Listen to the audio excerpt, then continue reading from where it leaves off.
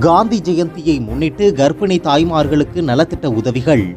காந்தி ஜெயந்தியை முன்னிட்டு விருத்தாச்சலம் பாத்திமா மெட்ரிக் மேல்நிலைப்பள்ளி நாட்டு நலப்பணித்திட்ட மாணவர்கள் மற்றும் லயன்ஸ் கிளப் சார்பில் விருத்தாச்சலம் அரசு மருத்துவமனையில் சிகிச்சை பெற்று வரும் கர்ப்பிணி பெண்கள் மற்றும் தாய்மார்களுக்கு பழங்கள் மற்றும் பிஸ்கட் உள்ளிட்ட நலத்திட்ட உதவிகள் வழங்கப்பட்டது.